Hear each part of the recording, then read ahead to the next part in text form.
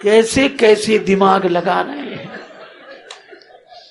श्रद्धा का नाम नहीं, विश्वास का नाम नहीं।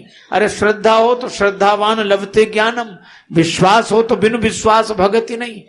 एक अध्यापक ने अपनी कक्षा में कहा कि इस क्लास में जो सबसे ज्यादा ना समझ वो खड़ा हो जाए, गधा हो खड़ा हो जाए, हम उसे होशियार बनाएंगे, योग्य बनाएंगे। कौन खड़ा हो? एक विद्यार्थी खड़ा हो। अध्यापक ने कहा, ओ तुम ही सबसे ज्यादा गधे हो, लेकिन चिंता मत करो, मैं पढ़ाऊंगा, तुम्हें योग्य बनाऊंगा। बोला सर ऐसी बात नहीं। बोले गधे नहीं हो ना, फिर खड़े क्यों हो गए? वो बोले सर आप अकेले खड़े अच्छे नहीं लग रहे थे तो हम। बोलो, न श्रद्धा न विश्वास, कहीं कुछ नहीं है। इसलिए आप भक्ति के पक्षधर हैं तो रहिए, आप ज्ञान के पक्षधर हैं तो रहिए, लेकिन वहीं खड़े मत रहिए। नहीं, आप निमंत्रण लिए अपने अपने घर बैठे रहेंगे और जहां विवाह होना है वहां विवाह हो जाएगा, पंक्ति प्रसाद सब बट जाएगा। इसलिए इन निमंत्रणों को लेकर वहां पहुंचे जहां के लिए निमंत्रण मिले हैं। ज्ञान के मार्ग से चलें तो भगवान तक जाएं, भक्ति के मार्ग से चलें तो भगवान तक जाएं। इसमें श्रद्धा और विश्वास चाहिए। कागभूषण जी ने कहा कोई भेद नहीं है, ज्ञान ही भक्ति ही, भक्ति ही ज्ञान ही, कोई भेद नहीं। अच्छा देखो, भगवान राम की बारात जनकपुर आई और जनकपुर में श्री जानकी जी, और जानकी जी भक्ति और राम जी ज्ञान। तुलसीदास जी ने कितना सुंदर मिलन कराया शाम को, और शाम को शादी हुई भगवान की। क्यों? क्योंकि शाम के समय दिन और रात दोनों मिलते हैं। मिलन के मधुर माहौल में समय भी वह रखा जाए जहां प्राकृतिक मिलन का रूप है, दिन रात। इसलिए एक सज्जन बोले ये तो कोई बात नहीं हुई। हमने कहा क्यों? बोले सवेरे भी तो मिलते हैं, दिन रात, सूर्योदय के पहले मिलते हैं। हमने कहा मिलते हैं, पर शाम के मिलन का, राम जी के विवाह का समय क्यों रखा गया? बोले क्यों? हमने कहा इसलिए कि सवेरे के मिलन में रात चलकर आती है दिन के पास, और शाम के मिलन में दिन चल के आता है रात के पास, वर कन्या के पास चलकर आता है। इसलिए शाम का समय रखा। और जब से राम जी का विवाह शाम को हुआ, तब से सारे विवाह शाम को ही होने लगे, सारे। और सूर्य वंश के सूर्य भगवान चलकर आए किसके पास? भक्ति के पास। राका रजनी भगति तव राम नाम सोई सोम, उजेली रात्रि यहां भक्ति का प्रकाश। तो जैसे ज्ञान भक्ति मिल गए हों, इसी तरह भक्ति के जो पक्षधर हैं उन्हें कहीं जाना नहीं पड़ता, वो विश्वास किए बैठे रहते हैं। और जो ज्ञान के पक्षधर हैं उन्हें गुरुदेव की आज्ञा मानकर श्रद्धा पूर्वक चलना होता है, तो वे वहां चलकर पहुंच जाते हैं जहां भक्ति है। इसलिए ज्ञान और भक्ति में कोई अंतर नहीं, पर अपनी अपनी रुचि है। कागभूषण जी ने भी गरुड़ जी से कहा कि कोई अंतर नहीं, भक्ति भक्ति, ज्ञान ज्ञान। अब लेकिन इसका यह अर्थ नहीं कि भक्त होकर हम ज्ञान का खंडन करते रहें या ज्ञानी होकर भक्ति का खंडन करते रहें, ऐसा नहीं। अपने अपने ढंग से चलना चाहिए। कागभूषण जी ने कहा कि भक्ति में एक सरलता है। एक महात्मा कह रहे थे, मन तू क्यों घबरावे रे, सिर पर सीताराम बेड़ा पार लगावे रे। मन तू क्यों घबरावे, क्यों घबरावे, सिर पर सीताराम बेड़ा पार लगावे रे। मेरे मन क्यों घबरावे, मेरे मन क्यों घबरावे, क्यों घबरावे। महात्मा भक्ति को उपदेश दे रहे हैं, क्योंकि भक्तों का मन घबराता है। हम बड़े पापी हैं। अरे हो तो बने रहो, पाप पिछले सोच सोच कर क्या पछतावे रे। पाप पिछले सोच सोच कर क्या घबरावे रे। श्री सूरदास जी महाराज पद गाते थे, बड़े सुंदर सुंदर पद। उनके गुरु श्री वल्लभाचार्य जी मिले, सूरदास जी ने उनको भी पद सुनाए, दैन्य के पद। मौसम कौन कुटिल खल कामी, प्रभुओं सब पतितन को राजा। और पतित पतित पतित, उनके गुरुदेव श्री वल्लभाचार्य जी ने कहा कि सूरदास ये गिड़गिड़ाना बंद करो, पतित पतित पतित।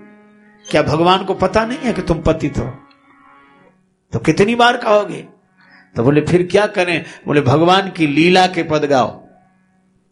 मुझे दिखाई नहीं देता, हमारा आशीर्वाद है कि तुम जिस लीला के पद गाने की कोशिश करोगे वो लीला तुम्हें दिखाई पड़ने लगेगी। और श्री सूरदास जी ने उसी दिन से लीला पद गाने शुरू किए। अब मंदिर में जाएं तो भगवान का जैसा श्रृंगार हो वैसे ही पद गाएं। कुछ लोगों ने कहा कि इसमें कुछ शरारत है, कोई बता देता है ना, या ये पूछ कर आते हैं। एक दिन पुजारी ने भगवान को कोई पोशाक नहीं पहनाई, वो पट खोल दिया। सूरदास जी पद गाने लगे और मुस्कुराए। रोज तो तरह तरह की पोशाक में, पर आज तो भगवान बिना पोशाक के और एक पद गाकर सुनाया, देखे री हरि नंगम नंग।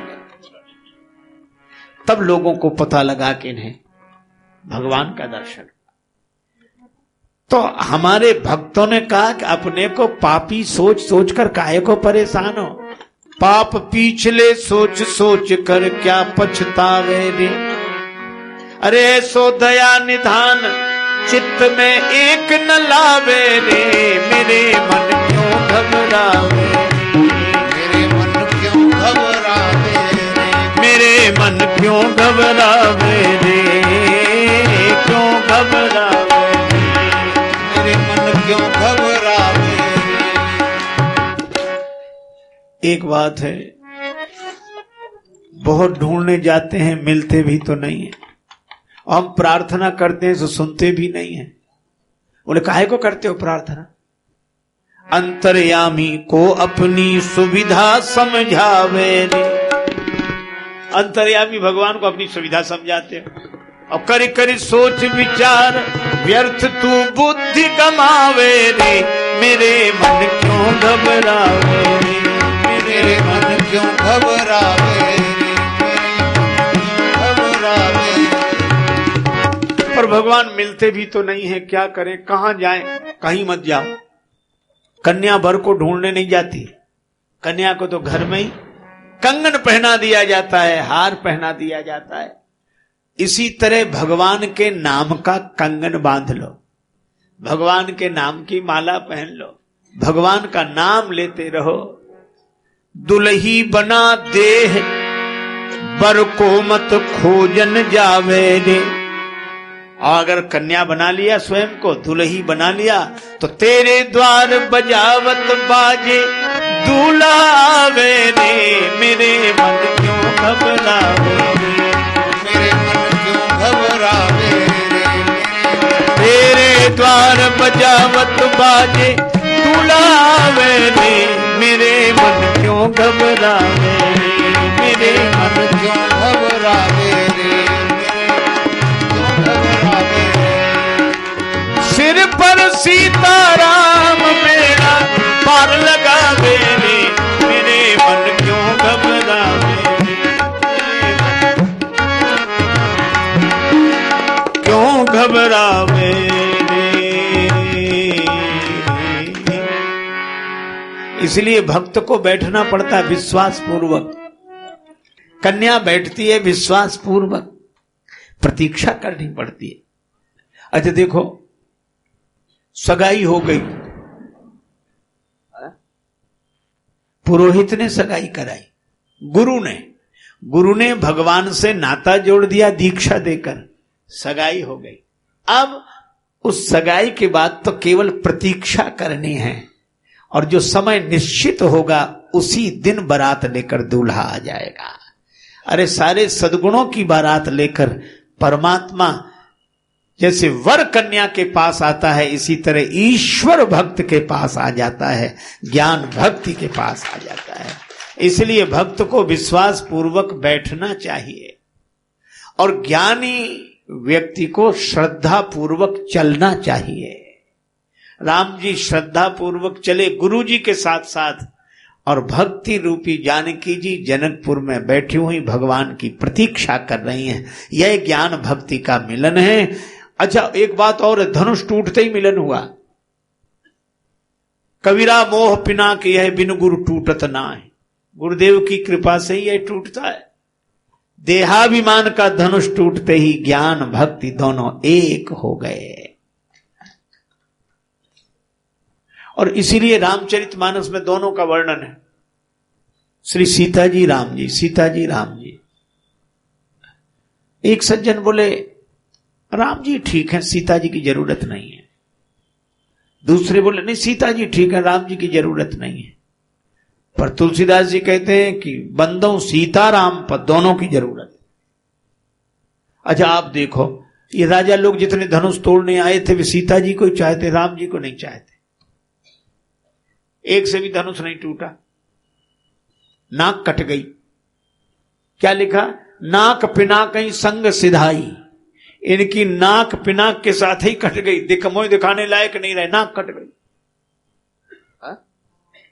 अच्छा, सूपनखा आई थी, वो राम जी को चाहती थी, सीता जी को नहीं, तो उसकी भी नाक कटी कि नहीं?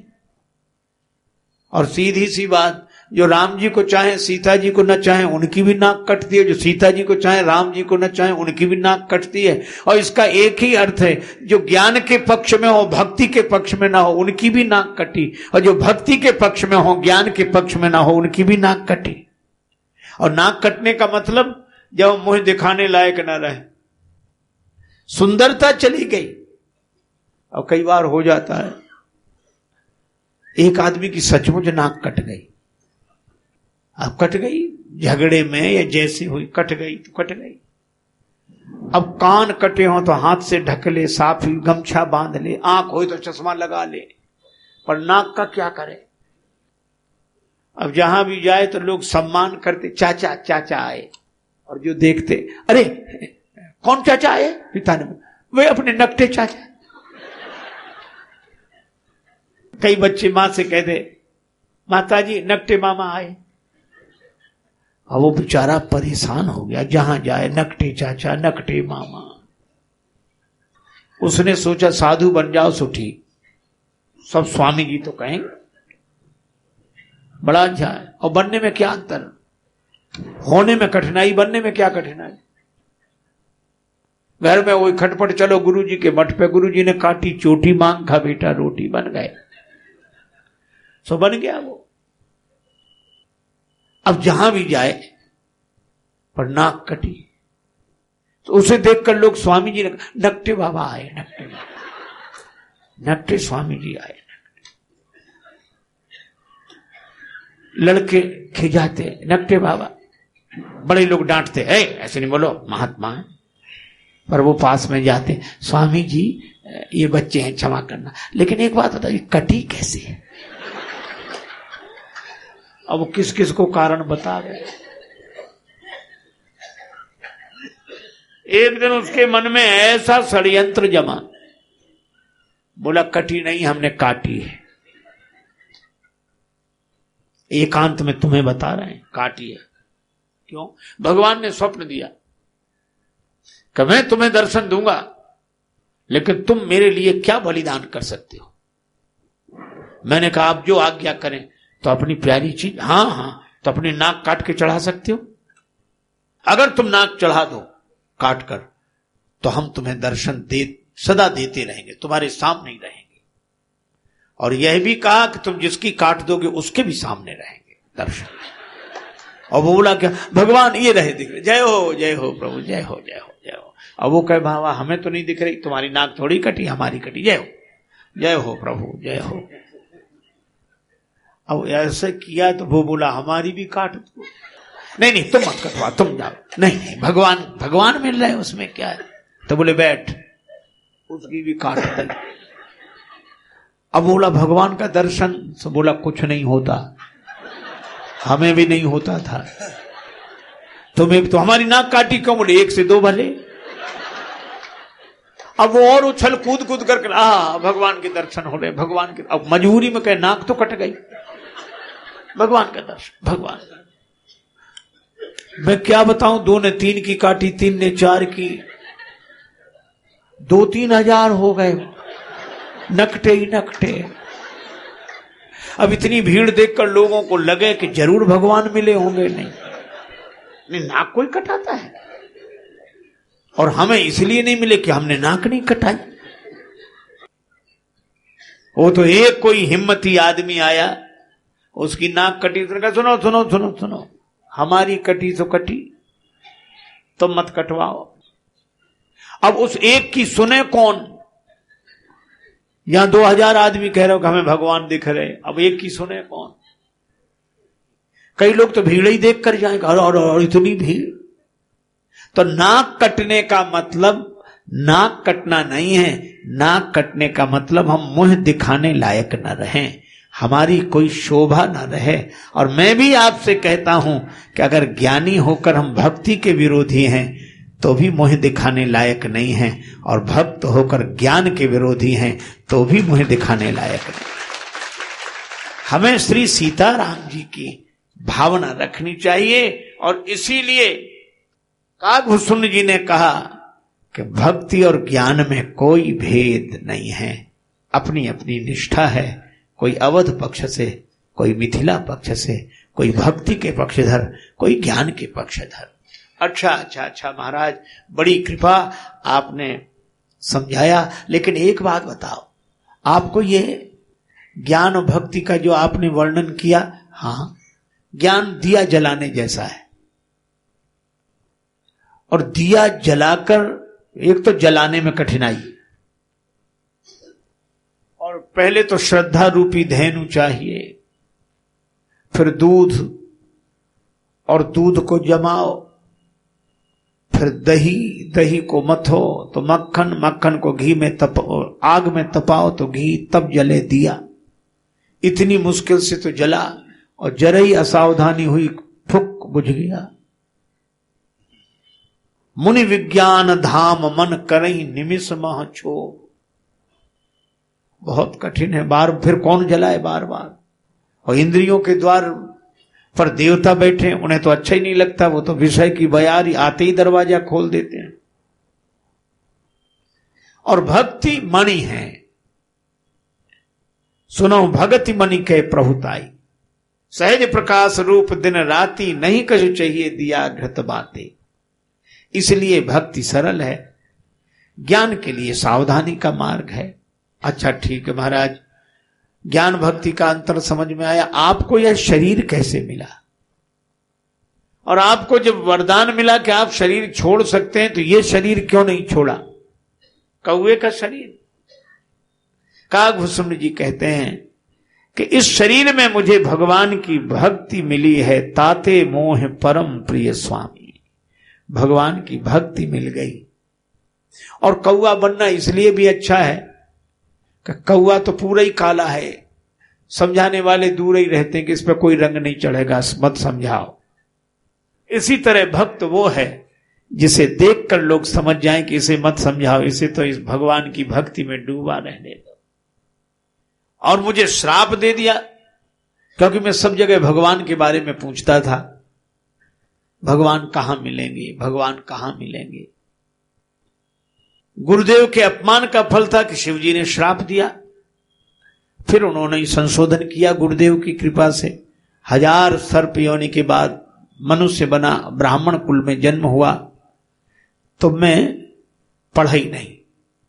क्यों? बोले पढ़ाई की झंझट थी, अभिमान आता है, भगवान की लीलाओं का चिंतन करता। जब माता पिता मर गए तो मैं भगवान को खोजने वन में गया। जो भी महात्मा मिले मैं उससे ही पूछता, भगवान कहां मिलेंगे। अच्छा देखो कितना आदमी, सचमुच ये प्रश्न है कि भगवान कहां मिलेंगे, लेकिन विडंबना ये कि इसका उत्तर देने वाले हजारों हैं। भगवान कहां मिलेंगे? एक बोला भगवान कहां नहीं है, सब जगह है, भीतर बाहर उत्तर दक्षिण पूरब पश्चिम, सब जगह भगवान ही भगवान। अच्छा बोलो, इस ज्ञान से भक्त का समाधान हो जाएगा? अच्छा चलो आप ऐसे समझो, आपके कार के पहिए की हवा निकल गई हो और गाड़ी खड़ी हो, अब आप पूछो भैया ये हवा कहां मिलेगी? और उत्तर देने वाला का हवा इतना भी नहीं समझ रहे, हवा में ही तो खड़े हो, ऊपर नीचे दाएं बाएं सब जगह हवा है। वो कहेगा ये बात बिल्कुल सही है पर गाड़ी नहीं चल रही, तब तक आगे बढ़ जाए। हवा कहां मिल, फिर पहले लोगों ने क्या बताया, वो कह रहे थे सब जगह है हवा, वो कम जानते हैं। मैं बताता हूं क्या, हवा तो तुम्हारे भीतर ही है। 5 तत्वों का शरीर, एक वायु तत्व है, और हवा भीतर ना हो तो हवा खराब हो जाए। वो कहेगा सब सही है लेकिन भैया, प्यासा कोई कहेगा पानी कहां मिलेगा, पानी प्यास लगी है, पानी सब जगह पानी, पृथ्वी पानी पर। और दूसरे के भैया हम सिर दर्द होने लगे, तुम बताओ पानी कहां मिलेगा, का जल तत्व तो तुम्हारे भीतर ही है। तो इस ज्ञान से भक्त की प्यास नहीं बुझती। वह भगवान का दर्शन चाहता है और ज्ञानी दर्शन छांटता है, दर्शन की बात करता है। लोमस जी के पास गए, लोमस जी ने कहा जिसे तुम खोज रहे हो तुम्हारे भीतर ही है। कागभूषण जी बोले बात बिल्कुल सही है, लेकिन भरी लोचन बिलो की अवधेशा, तब सुनी हूं निर्गुण उपदेशा। पहले राम जी का दर्शन हो जाए, फिर दर्शन की बात स्वीकार कर लेंगे। अर्थात पहले प्यास बुझ जाए, फिर पानी की सत्ता स्वीकार कर लेंगे। उत्तर प्रत्युत्तर हुआ, लोमस जी ने श्राप दिया पक्षपाती, पक्षी हो जाए, कौआ बन गया। लेकिन बार बार मुनि के चरणों में प्रणाम करके गया। मुनि का कोई दोष नहीं था, भगवान की इच्छा थी। तो मुनि ने फिर बुलाया, तुम्हें बुरा नहीं लगा हमने तुम्हें पंखे देकर पक्षी बना दिया? कागभूषण जी बोले आपने बड़ी कृपा की। क्यों? अगर मैं आदमी रहता और राम जी के दर्शन के लिए अयोध्या जाता तो बड़ी छानबीन होती, तब राजमहल में एक आध दिन जा पाता। पर आपने पंखे दे दिए, कौए को किसी से नहीं पूछना, सीधे उतर जाएगा, आराम से दर्शन कर लेगा। आपकी बड़ी कृपा है। और कौआ देखकर मुझे कोई समझाएगा भी नहीं, तो हम समझाने वालों से भी बचे और भगवान तक पहुंच भी जाएंगे। इसलिए मुझे राम जी की भक्ति इस शरीर में मिली है, इसलिए मुझे यह बहुत प्रिय है। मानस रोगों के बारे में भी पूछा, उसका भी उत्तर कागभूषण जी ने दिया। मोह सकल व्याधि न कर मूला, ये मोह व्याधियों की जड़ है। मोह माने अज्ञान, अज्ञान माने द्वैत बुद्धि। जहां द्वैत बुद्धि है वहीं सारे विकार पैदा होते हैं। एक वकील साहब का बेटा कहता था, पिताजी आप अदालत जाते हो मुझे बड़ा डर लगता, घर में अकेला रहता हूं। वकील बोला अकेले में डर लग ही नहीं सकता। बोले मुझे तो अकेले में ही लगता है। बोले किसका डर लगता है? तो बोला भूत का। वकील बोले फिर तू अकेला कहां रहा, एक तू दूसरा तेरा भूत, डर शुरू। तो द्वैत बुद्धि से ही विकार उत्पन्न होते हैं। और इसके लिए सदगुरु वैद्य हैं, उनके वचन पर विश्वास करके रघुपति भगति सजीवन मोरी का उपयोग करें। इस तरह कागभूषण जी ने गरुड़ जी को समझाया। तो बोलो अगर ये राम कथा न होती तो ज्ञान कैसे समझ में आता, भक्ति कैसे समझ में आती, और ये धर्म कैसे समझ में आता, मन के रोग कैसे समझ में आते। तो इन सबका समाधान श्री राम कथा के द्वारा हमें मिलता है।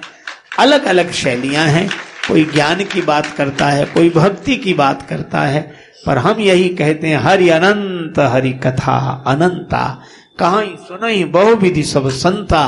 पर इस राम कथा में वाद से विवाद नहीं, संवाद बने हैं। इसलिए इस कथा को प्रणाम। भगवान सीता राम जी के चरणों में अर्पित वाक्य पुष्पांजलि। नाम संकीर्तन करें। हरे राम राम राम सीता राम राम राम, हरे राम राम राम सीता राम राम राम, हरे राम राम राम सीता राम राम राम, हरे राम राम राम सीता राम राम राम, हरे राम राम राम सीता राम राम राम, हरे राम राम राम सीता राम राम राम, हरे राम राम राम सीता राम राम राम, हरे राम राम राम सीता सीताराम राम राम हरे राम राम राम सीताराम राम राम हरे राम राम राम सीताराम राम राम हरे राम राम राम सीताराम राम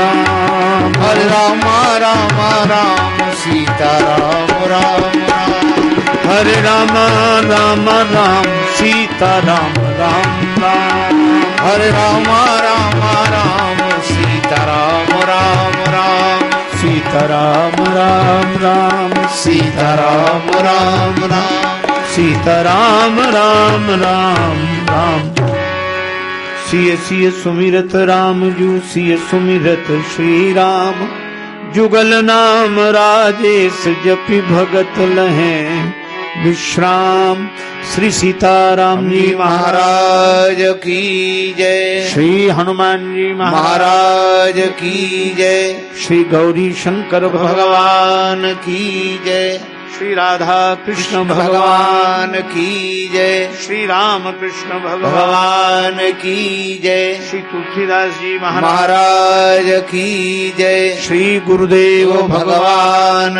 की जय सब संतन की जय सब भक्तन की जय जय जय श्री सीताराम जय जय श्री राधे श्याम नमः पार्वती पते हर हर महा